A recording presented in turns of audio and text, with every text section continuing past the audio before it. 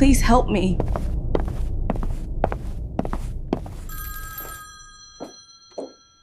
Mama Josephine, Pastor will see you now. Come in, my dear. Talsby Chika, please, come and explain. It's not what it looked like. Adaora was sitting on her bed and she was holding the white pillow close to her chest. The afternoon sun was streaming through her bedroom window. She could hear her mother cooking downstairs and the smell of jollof rice was filling the house. At 23 years old, she was still learning what it meant to be a woman. Her father had arranged her marriage to Emeka, and the wedding was only 3 months away, but something felt wrong in her heart. Lord, help me understand love, she whispered to the pillow. She was practicing what she thought married couples did together. Her mother had never explained these things properly to her, and she was too shy to ask her friends. The pillow was soft and safe, and she could pretend it was Emeka while she tried to prepare her heart for marriage. She would whisper sweet words to it, and she would hold it like a husband might hold his wife. She had been keeping a journal for months, and she was writing down all her fears and questions. I want to be a good wife, she had written that morning, but I don't know if I love him. Papa says love will come after marriage. But what if it doesn't? What if I'm doing something wrong? Adaora didn't know that someone was watching her through the crack in her door. She didn't know that her innocent prayers were being recorded, and she didn't know that the person watching her was feeling things that she shouldn't feel. Elder Mama Josephine had arrived early for her meeting with Pastor, but that wasn't the real reason she was there. She had been coming to the house more often lately, and she always found excuses to stay longer. I need to use the bathroom upstairs, she told Adora's mother. No one thought anything was strange because Mama Josephine was trusted completely. But she wasn't going to the bathroom, she was going to watch Adaora. Mama Josephine had been fighting strange feelings for months. When she looked at Adaora during church services, her heart would beat faster. When Adaora smiled at her, she felt warm inside. When Adaora hugged her after service, she didn't want to let go. These feelings scared her because they were wrong. She was a church leader and she was a married woman. But most importantly, she was supposed to love men, not women. The church had taught her that these feelings were sinful, so she tried to push them away. But the feelings kept growing stronger. She stood quietly outside Adora's room and she was holding her phone when she heard the girl's soft prayers and saw her innocent practice with the pillow. She did not feel sympathy, she felt hunger. She's so beautiful, she thought as she watched Adaora through the small opening in the door. So pure and innocent. She doesn't deserve to be given to Emeka like a piece of property. She started recording her, but she told herself it was for protection. I'm saving evidence, she whispered. Evidence that she's not ready for marriage. But deep down, she knew the truth. She was recording because she wanted to keep this moment forever. She wanted to watch Adora's private prayers whenever she felt lonely.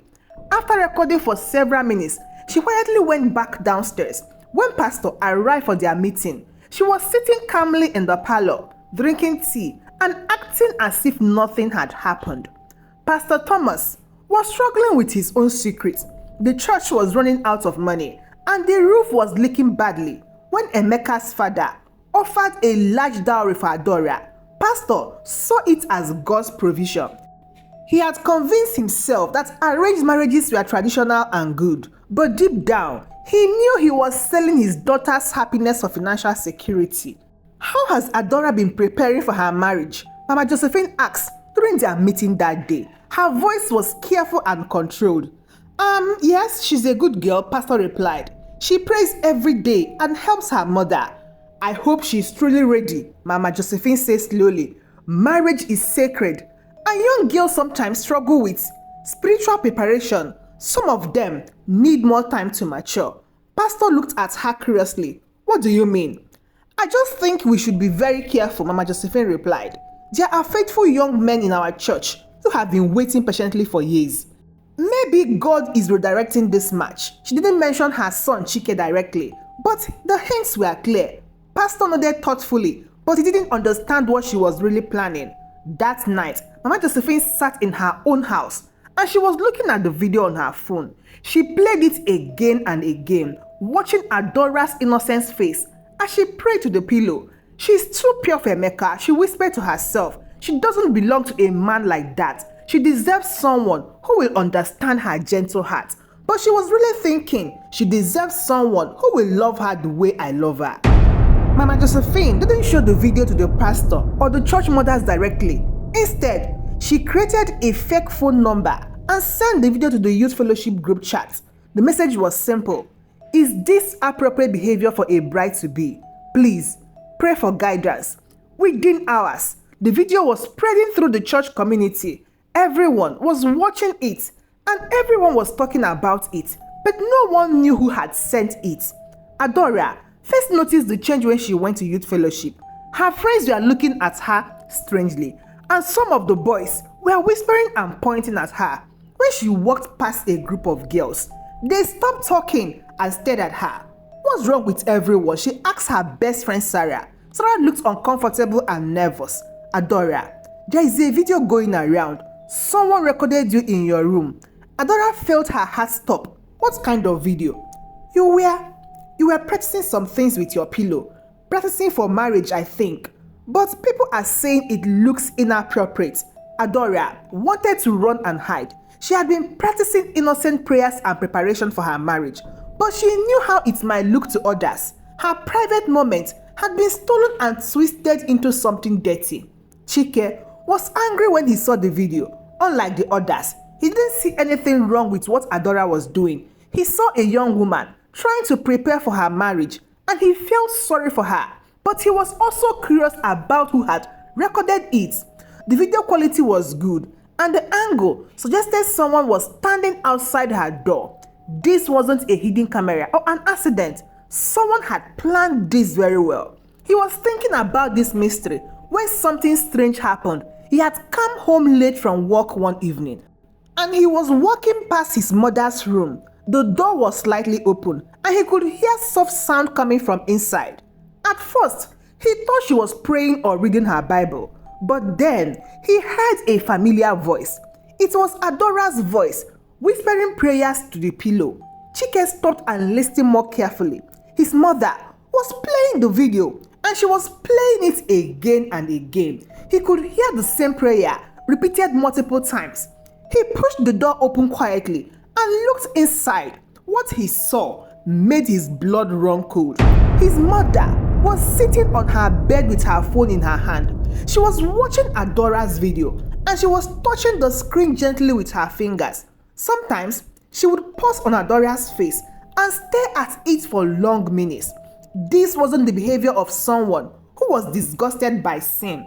This was the behavior of someone who was obsessed. Chike backed away from the door quietly, but his heart was racing. His own mother had recorded the video. She was the one who had destroyed Adaora's reputation and broken her engagement. Chike confronted his mother one evening when she was watching the video again. He walked into her room without knocking and found her touching the phone screen while Adaora's voice played softly. Mother, we need to talk, he said firmly. Mama Josephine jumped and quickly closed the phone. You should knock before entering my room. Why do you keep watching that video? Chike asked. If you think it's sinful, why do you replay it every night? Mama Josephine's face turned red. I'm studying it to understand what went wrong with her. I'm trying to help that girl. Help her? Or help yourself? Chike sat down on the bed. Mother, I found something interesting. I read your old prayer journals. Mama Josephine's eyes widened with fear. Those are private. So was Adaora's bedroom. But that didn't stop you. Chike pulled out his phone and began reading. Listen to what you wrote 3 months ago. Lord, take away this unclean hunger. Take away this desire to protect what's not mine. Help me understand why I feel this way about her. Mama Josephine started crying. You don't understand. These feelings are wrong. The church says they are sinful. So you destroy an innocent girl's life because you are attracted to her. Chike's voice was filled with disgust. You recorded her private moments and spread them around the church because you can't handle your own feelings. I was trying to protect her from marriage she doesn't want, Mama Josephine said desperately. I was trying to save her from Emeka. No! You are trying to keep her available for your own obsession, Chike replied. You convinced yourself that sabotaging her engagement was helping her, but you were really helping yourself. Mama Josephine collapsed on the bed, sobbing. I know it's wrong. I know I'm sick, but I can't stop thinking about her. Every time I see her with Emeka, I feel angry and jealous. Then you need help, mother. Professional help. And you need to tell the truth about what you did. Meanwhile, Adaora was dealing with the consequences of the leak video. Emeka's parents had seen it and they were having serious doubts about the marriage. We need to postpone the wedding, Emeka told her after church one Sunday. My parents want to make sure you are spiritually ready for marriage. Adaora felt her world crashing down. But I was just practicing. I was trying to prepare my heart for being a good wife. I believe you, Emeka said gently, but my parents are very traditional. They are worried about what people will think. That night, Adaora cried herself to sleep. She felt dirty and ashamed, even though she knew she had done nothing wrong.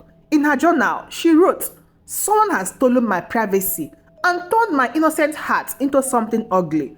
I don't know who did this or why, but she was determined to find out. She had noticed that the video was spreading faster than normal gossip.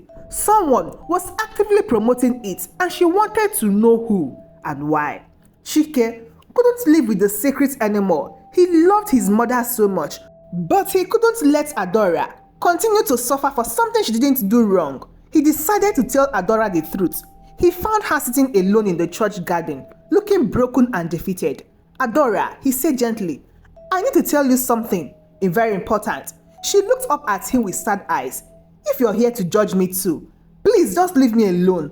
I'm not here to judge you. I'm here to tell you who recorded that video." Adora's eyes widened. "You know who did it?" Chike sat down beside her and explained everything. He told her about finding the video on his mother's phone. He told her about the prayer journals and the obsessive behavior. He told her about his mother's repressed attractions and how it had driven her to sabotage the engagement. She convinced herself she was protecting you, Chike said, but she was really protecting her own feelings. She didn't want to see you married to Emeka because she has feelings for you herself. Adaora felt sick to her stomach. Mama Josephine has been attracted to me? Yes, and she has been fighting those feelings because the church thought her they were wrong. Instead of getting help, she decided to destroy your engagement so she could keep you emotionally available. Adaora was quiet for a long time. Finally, she asked, "What should we do?" "We need to expose the truth," Chike said. "The church community needs to know what really happened, and my mother needs to face consequences for her actions." The next Sunday, Pastor Thomas began his sermon with an unusual topic. "Today, we need to talk about the dangers of hidden motives and secret desires." The congregation was listening carefully because they knew something important was happening. There had been rumors all week that the truth about Adaora's video would finally be revealed. Halfway through the sermon, Adaora walked into the church. She had been staying away for weeks because of the shame, but now she was ready to face everyone. She was carrying her journal in her hand. "I have something to say," she announced, walking to the front of the church. The congregation fell silent. Mama Josephine was sitting in her usual place in the front row, and she looked terrified. "For weeks, you have all been judging me based on a video that was recorded without my permission," Adaora said clearly. "You have been gossiping about my character and questioning my purity, but none of you asked me what really happened." She opened her journal and began to read. "I wrote this 3 months ago. I want to be a good wife, but I don't know if I love him. Papa says love would come after marriage, but what if it doesn't? And what if I'm doing something wrong?" She continued reading entries that showed her genuine struggles with arranged marriages, her pure intentions in trying to prepare for her wedding, and her prayers for wisdom and guidance. "This is what was really in my heart," she said when she finished. "I was never doing anything improper. I was a young woman trying to understand marriage and love, and I was praying to God for help." Then Chike stood up. "I know who recorded that video," he said loudly, "and I know why she did it." Everyone turned and was looking at him. The person who recorded Adaora was my mother, Mama Josephine. She secretly filmed her and leaked the video anonymously to destroy her engagement. The church erupted in shock whispers. Mama Josephine tried to stand up, but her legs were shaking. "That's not the whole truth," Chike continued. "My mother didn't just want to break up the engagement for my sake. She did it because she has romantic feelings for Adaora herself." The whole congregation gasped. This was beyond anything they had ever expected. Chike pulled out his phone and played an audio recording. It was his mother's voice reading from her own prayer journal. "Lord, take away this unclean hunger. Take away this desire to protect what's not mine. Help me understand why I feel this way about her." Mama Josephine finally found her voice. "Stop this," she screamed. "You are destroying our family. You destroyed our family when you chased obsession over love," Chike replied. "You hurt an innocent girl because you couldn't handle your own confused feelings." The church community was shocked by the revelations, but they were also relieved to finally know the truth. Many people came forward to apologize to Adaora for believing the gossip and judging her unfairly. Pastor Thomas stood up and addressed the congregation. "We have all learned important lesson today. We learned that gossip can destroy lives. We learned that trusted leaders can have hidden agendas. And we learned that we must support our young people instead of judging them." He turned to his daughter, Adaora. "I also need to apologize. I arranged your marriage for financial reasons, and I put the church's need before your happiness. That was wrong." Adaora felt tears of relief running down her face. "I forgive you, Papa, but I have decided to call off my engagement to Emeka. I want to choose my own path. I'm married for love, not for arrangement." The congregation was stirring, but most people looked supportive of her decisions. Elder Johnson, the head of the church board, addressed Mama Josephine. "Sister, you have abused your position of trust. You violated a young woman's privacy, spread harmful gossip, and manipulated our community. You will need to step down from your leadership position and seek professional counseling." Mama Josephine was crying, but she finally admitted her guilt. "I'm sorry, Adaora. I'm so sorry for everything I put you through. I was confused and scared, and I handled my feelings in the worst possible way." In the weeks that followed, the church community worked to heal from the scandal. They created new rules, protect people's privacy, and prevent leaders from abusing the authority. They also started counseling programs for young people who were struggling with family pressure about marriage. Mama Josephine entered therapy to deal with her repressed sexuality and her unhealthy obsession with Adaora. It was a long and difficult process, but she eventually learned to understand and accept her feelings without hurting others. Pastor Thomas worked hard to rebuild the church finances through an honest means. He organized fundraising events and applied for grants instead of depending on arranged marriages. The process was slower, but he felt better about providing for his church without compromising his family. Adaora started a support group for young women who were facing pressure about marriage and relationships. She helped them understand that they had the right to choose their own paths and that their voices mattered in their own lives. 2 years had passed since the scandal that shook the entire community. The small building had been renovated with honest fundraising, and the congregation had grown stronger through their shared experience of healing and forgiveness. Adaora was now running her own counseling center in the next town. She had become well known for helping young women who face family pressure about marriage and relationships. Her story has spread to other churches, and she was often invited to speak about the importance of choice and consent in marriages. But something unexpected was happening in her heart.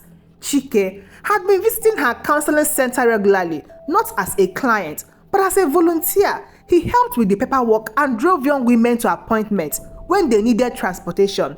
His consistent presence and gentle character has slowly won Adaora's respect and trust. One evening, as they were closing the center together, Chike says something that surprised her. "Adaora, I need to tell you something. I've been thinking about it for months and I can't keep it inside anymore." Adaora looked up from the file she was organizing. "What is it?" "I think I'm falling in love with you," Chike said quietly, "but I don't want you to feel pressured. I know you've been hurt by people who claim to care about you. I just wanted you to know that my feelings are genuine and they are based on what you really are. Adaora felt her heart skip a beat. She had been having similar feelings, but she had been afraid to acknowledge them. After everything that had happened with his mother, she wasn't sure if a relationship with them was possible. Chike, she said slowly, I care about you too, but I'm scared. Your mother hurt me because of her feelings for me. What if people think this is all part of some plan? Then we'll prove them wrong, Chike replied. We'll take our time and we'll let our actions speak for ourselves. We don't have to rush into anything.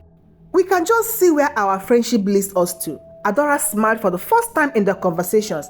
I would like that, but I have one question. What's that? No more secrets. If we are going to explore these feelings, we have to be completely honest with each other about everything. I agree, Chike said. Completely honest. Always. They shook hands and then they both started laughing. It seemed like a funny way to begin a romance, but it felt right for them. Meanwhile, Mama Josephine was living in a small apartment in the city. She had completed her therapy and was working as a seamstress to support herself. The counseling had helped her understand her sexuality and her past mistake, but she still carried guilt about what she had done to Adaora. She had written several letters of apology over the past 2 years, but she had never sent them. She wasn't sure if Adaora would want to hear from her, and she didn't want to cause more problem. But one day, she received an unexpected visitor. Adaora was standing at her door, looking older and more confident than she remembered. Hello, Mama Josephine, Adaora said calmly. I hope you don't mind that I came to see you. Mama Josephine was shocked. Adaora, please come in. I'm sorry for everything I did to you. They sat in small living room and Adaora spoke first. I came here to tell you that I forgive you. It took me a long time to get to this point, but I realized that holding anger was only hurting me. Mama Josephine started crying. I don't deserve your forgiveness. I hurt you so badly and I destroyed your engagement for my own selfish reasons. You did hurt me, Adaora agreed, but you also accidentally gave me a gift. You showed me that I had the strength to stand up for myself and chose my own path. If my engagement hadn't been broken, I might never have discovered my callings to help other women. Are you happy now? Mama Josephine asked. Yes, I am. I'm doing work that I love, and I'm learning to trust my own heart again.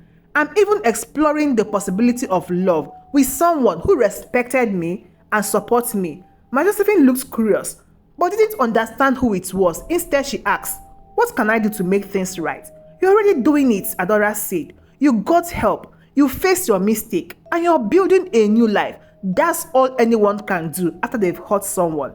Before leaving, Adaora gave Mama Josephine a small gift. It was a journal with a note inside for writing your own new story. 6 months later, the church received an invitation that surprised everyone. Adaora and Chike were getting married and they wanted the ceremony to be held in the same church where their story had begun. Pastor Thomas was honored to perform the ceremony. In his pre-wedding counseling session with the couple, he had seen how genuine their love was. They had taken their time, built trust, and supported each other through difficult moments. This is what love should look like, he told his wife. It's based on choice, respect, and genuine care for each other. The wedding day was beautiful. Adaora wore a simple white dress that she had chosen herself, and Chike wore a traditional agbada that his father had worn at his own wedding. The church was full of people who had supported them through their journey. As they exchanged rings, many people in the congregation were crying happy tears. This was the kind of love story that gave everyone hope. Even Mama Josephine was there, sitting in the back row. She had asked permission to attend, and Adaora had graciously agreed, seeing the genuine happiness on both their faces. Mama Josephine finally felt peace about her past mistake. After the ceremony, as the couple were greeting their guests, a young woman approached Adaora shyly. Sister Adaora, she said, I wanted to thank you. I heard your story and it gave me courage to speak up when my parents tried to arrange a marriage I didn't want. Because of what you did, I was able to finish school and chose my own husband. Adaora hugged the young woman warmly. That's wonderful. Always remember that your voice matters and you have the right to choose your own path. As the sun set on their wedding day, Adaora and Chike stood together in the church garden where they had first talked about the truth. They were holding hands and looking at future with hope. Do you think we'll have a happy ending? Adaora asked. I think we'll have a happy beginning, Chike replied, and we'll write the rest of our story together, one honest day at a time.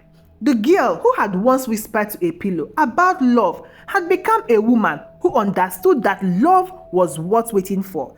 And the boy who had chosen truth over family loyalty had become a man worthy of that love. Their story had begun with secrets and manipulation, but it was ending with honesty and choice. And that, they both knew, was the foundation for a love that would last forever. Thank you so much for watching, and please don't forget to share this story with your family and your friends who might love to see them. Till I see you again in my next story. Goodbye.